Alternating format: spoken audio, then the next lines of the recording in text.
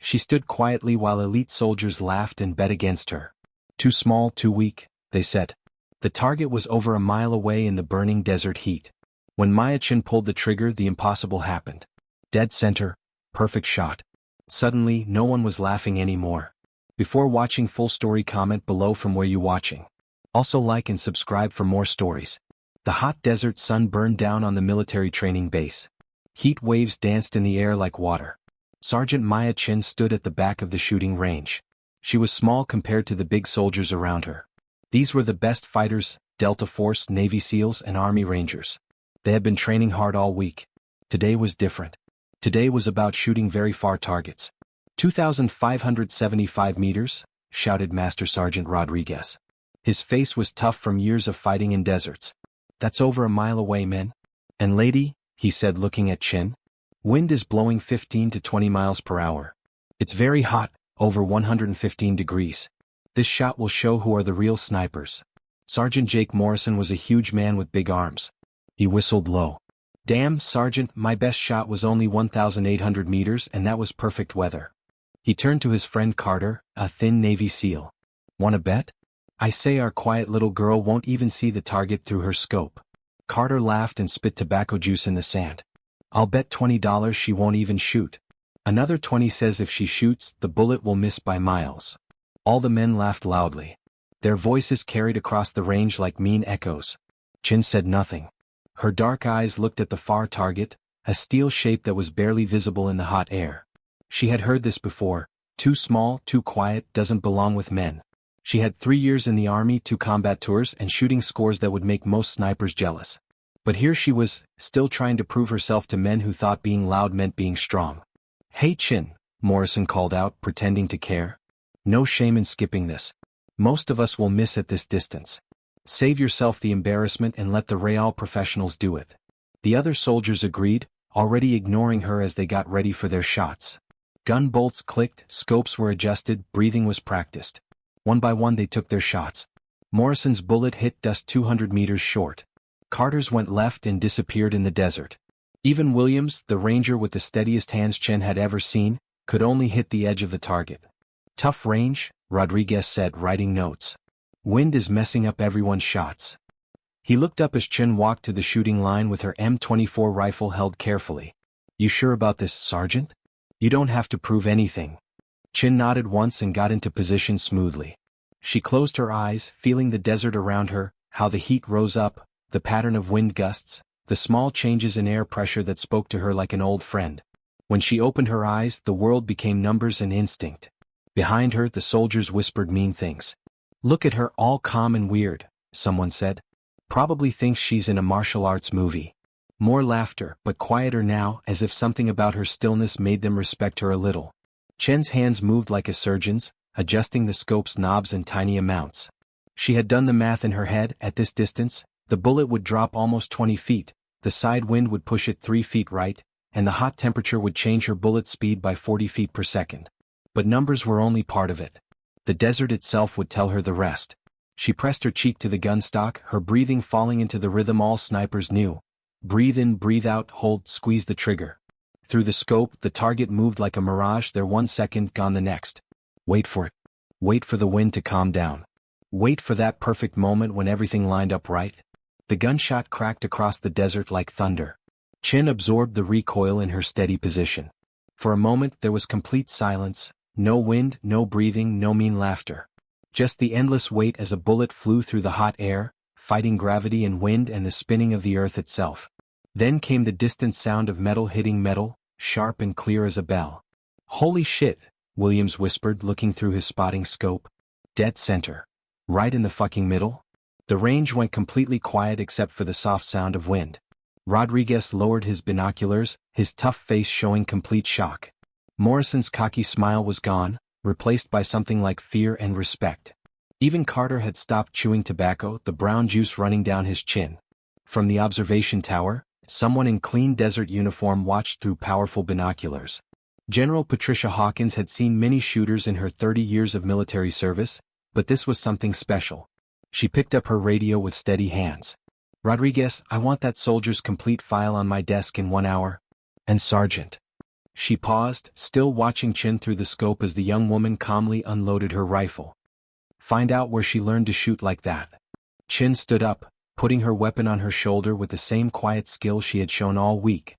As she turned to walk back, Morrison grabbed her arm. His earlier arrogance was gone, replaced by real curiosity. Where the hell did you learn to make a shot like that? For the first time all day, Chin smiled, a small, mysterious smile that held secrets. My grandfather, she said simply. Chinese sniper, Korean War.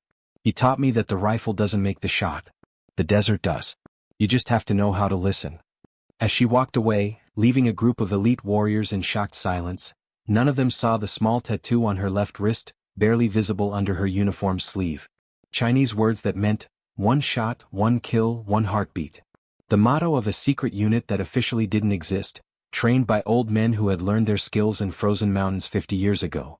The desert wind picked up again, carrying secrets across the endless sand, while somewhere in the distance, a steel target showed silent proof of a truth the military was just starting to understand. The most deadly weapons often came in the most unexpected packages. General Hawkins climbed down from the observation tower, her mind racing. In 30 years of military service, she had seen thousands of soldiers come and go. She had watched Navy SEALs hit impossible targets, seen Delta Force operators perform miracles under pressure, and witnessed Army Rangers do things that defied belief. But what she had just seen was different. This wasn't just skill, this was art. She walked across the hot sand toward the group of stunned Special Forces candidates. Their earlier confidence had evaporated like water in the desert heat. Morrison stood frozen, still holding the arm Chin had pulled away from. Carter was staring at the distant target through his scope, shaking his head in disbelief. Williams was frantically checking his rifle, as if somehow his equipment had failed him rather than his skill. Gentlemen, General Hawkins said as she approached, her voice cutting through the desert air like a blade. The soldiers immediately snapped to attention, recognizing her rank despite never having seen her before. At ease. I want to talk about what just happened here. Rodriguez hurried over, sweat beading on his forehead from more than just the desert heat. General, ma'am, I had no idea Chin had that kind of capability. Her previous scores were good, excellent even, but nothing indicated she could make a shot like that. Previous scores, the general repeated, her eyes still following Chin as the young sergeant walked toward the barracks. What exactly were her previous scores, Sergeant Rodriguez? Rodriguez flipped through his clipboard, his hands shaking slightly. Expert marksman rating, ma'am. Consistently high scores on all shooting tests. But nothing over 1,200 meters in training. This is unprecedented. The general nodded slowly. She had spent years in military intelligence before moving to training command. She knew how to read between the lines, how to spot the signs of something hidden beneath the surface. Chen's calm demeanor, her precise movements, the way she seemed to understand the desert itself, these weren't skills learned in basic military training. Morrison, she called out. The big sergeant stepped forward, his earlier cockiness replaced by something approaching humility. Tell me exactly what happened here today. Morrison swallowed hard. Ma'am, we were giving Chin a hard time about the long-range shot. None of us thought she could make it. Hell, most of us couldn't make it. But she made it look easy. Like she'd been doing it her whole life. And had any of you seen her shoot before today? Yes, ma'am, Williams spoke up. She's been training with us all week. Good shooter, very consistent. But quiet, you know? Kept to herself. We figured she was just another regular army trying to hang with Special Forces. The general's radio crackled to life. General Hawkins, this is intelligence. You requested a file on Sergeant Maya Chin? Go ahead, she replied, walking a few steps away from the group. Ma'am, there are some irregularities in her file. Large gaps in her training record. Her listed training locations don't match standard Army sniper schools. And there's a classified section that requires higher clearance than we have access to. General Hawkins felt a chill despite the desert heat. In her experience, classified sections in training files usually meant one of two things. Either the soldier had been involved in black operations, or they had been trained by someone who wasn't supposed to exist. Send me everything you can access, she ordered. And start working on getting clearance for the classified sections. I want to know everything about Sergeant Chin by tomorrow morning.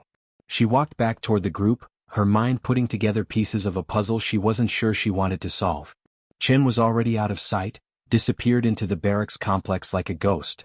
But the evidence of her skill remained, a steel target with a perfect hole punched through its center at an impossible distance. Rodriguez, she said, her voice taking on the tone of command. I want Chin transferred to my personal training unit immediately. And I want all of you, she gestured to the Special Forces candidates, to understand something. What you witnessed today is not to be discussed outside of this range. Is that clear? Yes, ma'am, they replied in unison, though their faces showed confusion. Good. Because I have a feeling we're going to need soldiers like Chen for what's coming. And the last thing we need is word getting out about capabilities that officially don't exist. As the sun began to set over the desert training facility, painting the sky in shades of orange and red, General Hawkins stood alone on the range.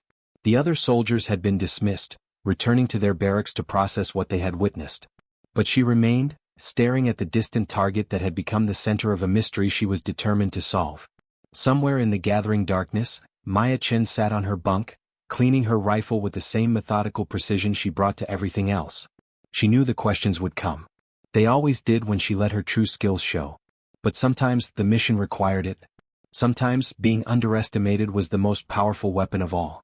The tattoo on her wrist seemed to pulse in the dim light of the barracks, its Chinese characters holding secrets that went back generations. Her grandfather's voice echoed in her memory, the best sniper is invisible until the moment of the shot. Then for just one heartbeat they become death itself. Tomorrow would bring new challenges, new questions, new people trying to figure out who she really was. But tonight she had accomplished what she came here to do. She had proven that sometimes the quiet ones were the most dangerous of all. The desert wind howled outside, carrying with it the promise of storms to come.